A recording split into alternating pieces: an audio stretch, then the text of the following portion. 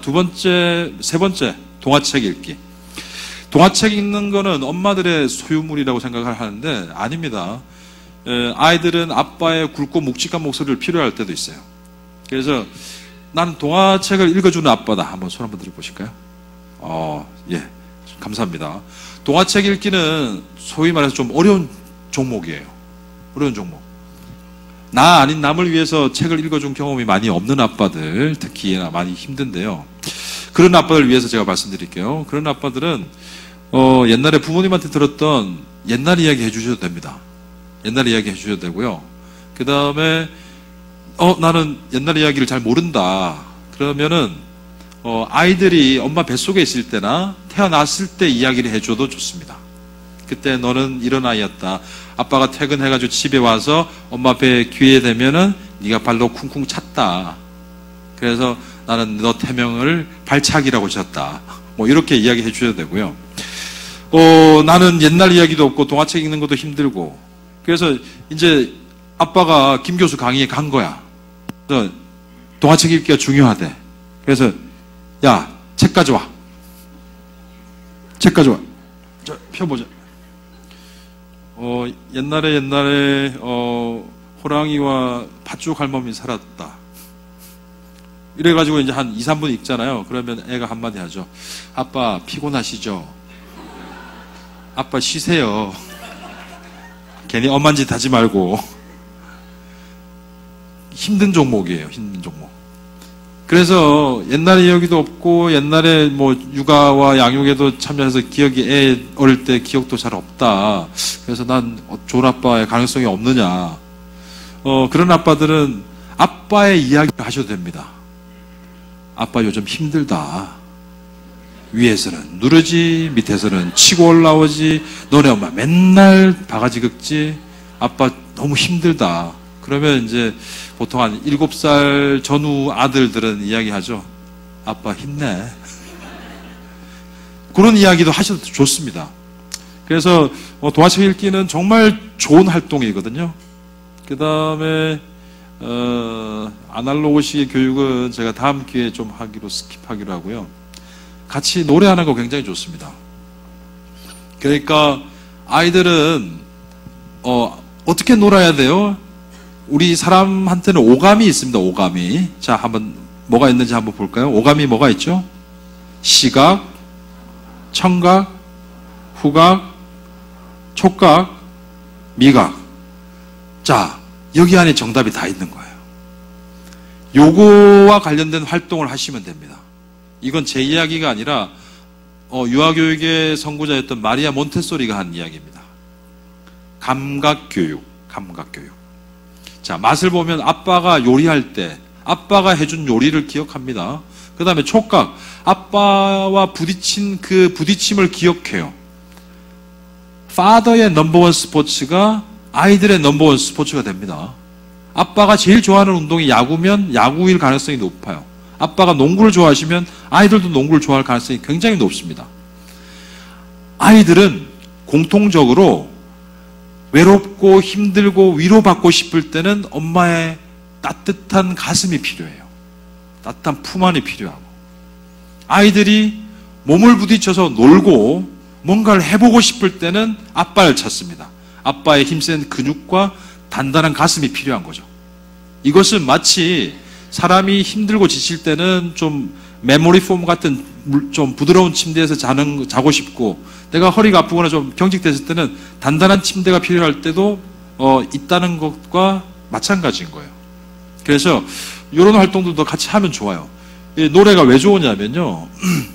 뭐 이건 저 샘플이 제가 지은 노래예요. 아이들 위해서 지은 노래인데 마지막에 졌던 딸을 위한 노래 한번 볼까요? 딸이 태어났는데 장군 같은 딸 보셨잖아요. 아까 그죠? 진주가 태어났는데 굉장히 잘 방긋방긋 잘 웃었어요. 웃어서 제가 악상이 떠올라가지고 한번 쳐봤는데 Happy happy girl, happy happy girl, happy pretty 진주 Happy happy girl, happy happy girl, happy pretty 진주 펄. 자, 박수. 햄님처럼 반짝 달님처럼 생긋 아름다운 진주는 이슬처럼 맑고 별처럼 빛나는 귀여운 꼬마 아가씨, 귀여운 꼬마 아가씨. 제가 진 노래입니다. 딸이 태어났는데 너무 잘 웃고 건강하고 그래서 제가 졌어요. 노래는 아이들한테 피아노를 가르치면 왜 좋은지를 제가 설명을 간단히 해드릴게요. 피아노는 기본 음감을 길러줍니다. 절대 음감이라 그러죠. 도레미파솔라시도를 가르쳐줍니다. 가르쳐주는데 외국어를 습득할 때 가장 중요한 기능 중에 하나가 소리를 듣고 들은 대로 말하기예요. 무슨 말인지 아시겠어요? 제가 요즘 중국어 배우는데 중국어는 사성이 있습니다. 사성이 있는데 일성은 솔의 음으로 이렇게 이야기를 해주는 겁니다. 솔, 마, 그 다음에 이성은 미에서 솔까지 올려야 돼요. 마, 이성이에요. 삼성은 레에서 파까지 올려야 됩니다. 마, 사성은 마, 떨어지는 거예요. 자, 일성으로 하는 거, 이성, 삼성, 사성이 있는데 이게 뜻이 다 달라요. 말이 있고, 삼이 있고, 그 다음에 막 욕을 하는 마도 있거든요. 그렇잖아요.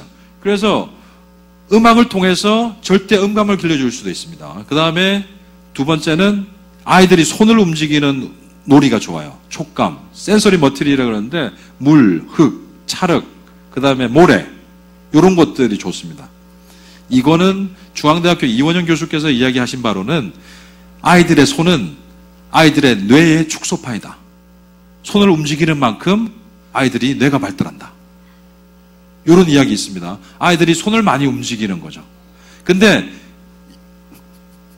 요건 움직이는 게 아니에요. 이 소근육 발달이 아닙니다. 요거는 기계적인 노가다 거죠. 노가다. 노동이에요, 노동. 요거를 많이 하셔야 되는 거죠.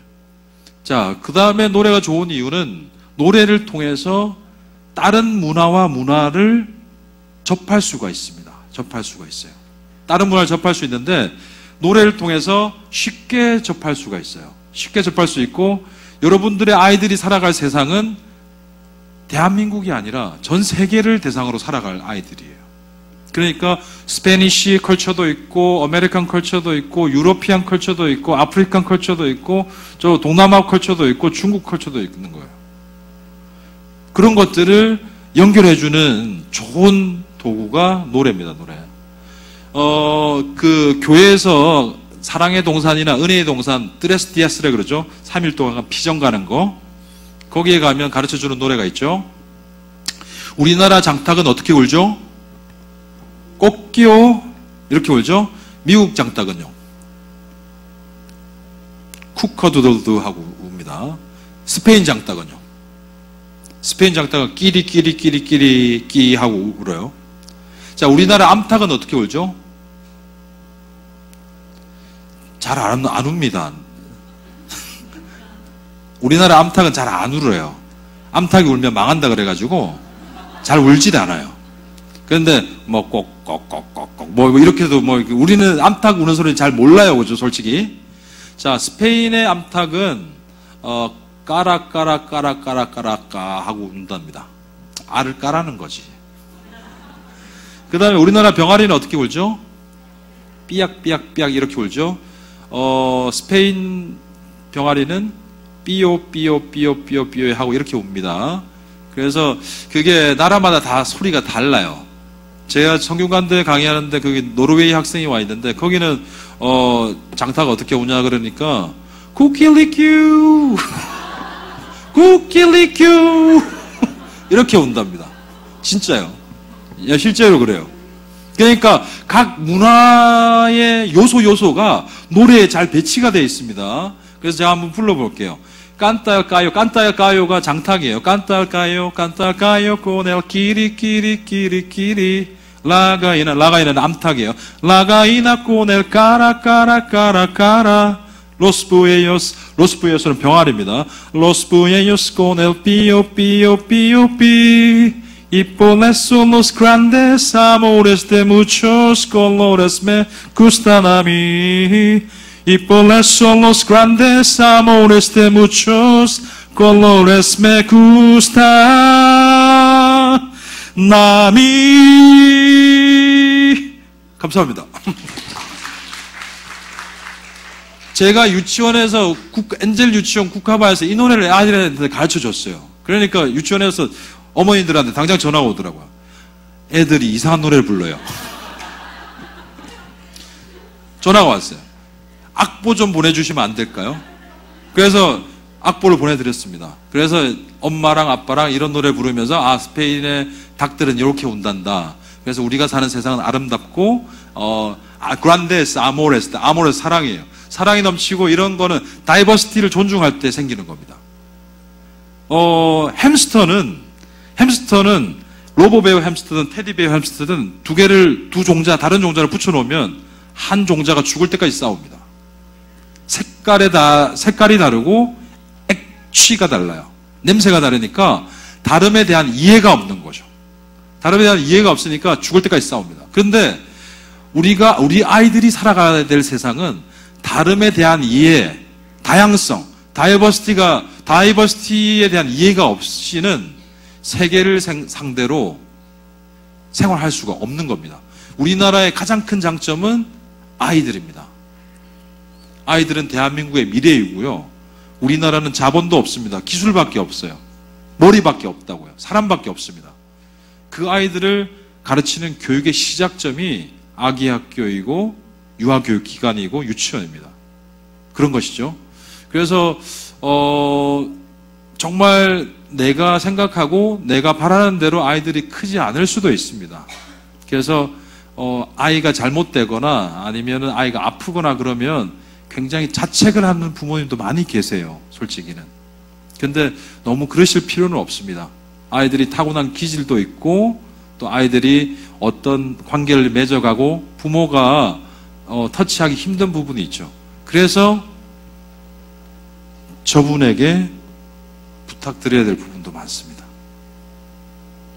사람의 힘으로 안 되는 부분들이 있더라고요. 강의를 마치기 전에 제가 하나만 말씀드릴게요. 미국의 역대 기부한 사람들 중에 가장 많은 돈을 기부한 사람은 누굴까요? 빌 게이츠는 지금 살아 있습니다. 돌아가신 분들 중에. 예?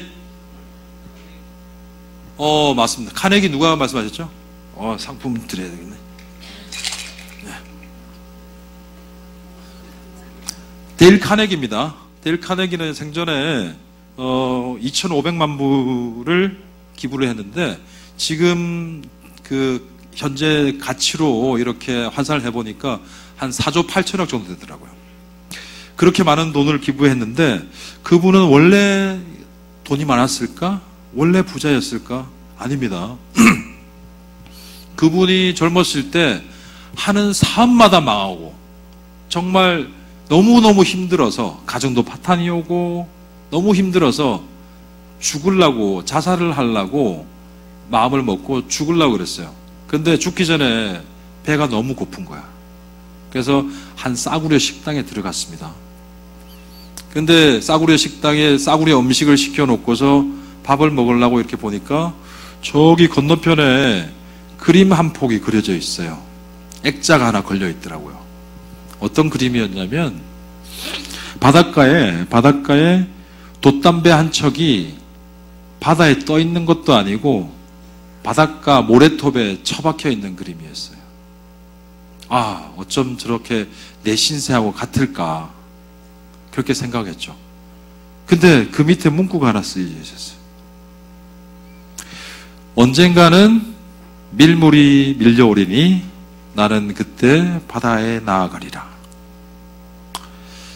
그래서 자기 주머니에 있는 돈을 다 끄집어냈어요. 얼마 되지도 않은데 식당 주인에게 부탁 사정사정을 해가지고 그 그림을 샀습니다. 사가지고 자기 사무실 뒤에 걸어놨어요. 여러분 여기 지금 앉아 계시지만 여러분들 개인이 직면하고 있는 문제들이 있을 겁니다. 누군가 집에 아픈 사람이 있을 수도 있고요. 누군가와 화해하지 못하고 관계가 끊어진 사람도 있을 겁니다. 말 못할 나 자신만의 아픔이 있는 분들도 계실 것이고요. 그리고 또 어떤 분들은 굉장히 어떤 힘든 질병에 고통하고 계신 분도 있을 수 있습니다. 경제적으로 어려운 분도 계실 수 있고, 그 다음에 굉장히 정신적으로 외로워서 어떤 질환을 앓고 계실 수도 있습니다. 우리가 신앙을 가질 때 처음에는 인생의 세찬 파도가 나를 피해가게 해달라고 기도를 합니다. 제발 이제는 더 이상 나한테 저렇게 큰 파도가 나를 덮쳐오지 않게 도와주세요. 이렇게 기도를 하죠.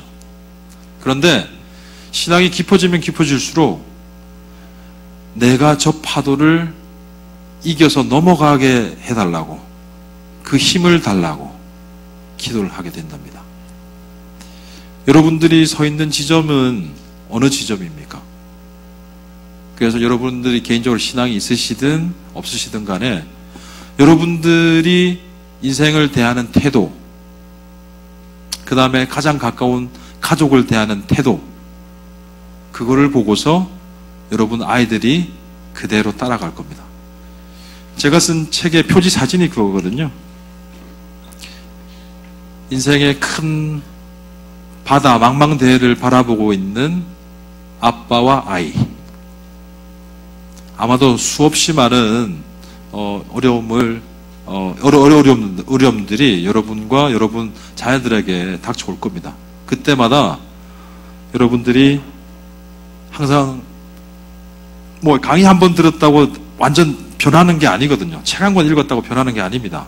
그래서 여러분들이 어떤 모토를 가지고 철학을 가지고 계시다면 그것을 하나씩 이렇게 실천하는 그런 지혜들이 필요한 순간이라고 생각합니다. 아무튼 긴 시간 강의 들어주셔서 너무 감사드리고요. 제가 다음에 또 올 기회가 되면 나머지 팁들을 조금씩 더 가르쳐 드리고 또 다른 주제로 찾아뵐 수 있었으면 좋겠습니다. 자, 긴 시간 감사합니다.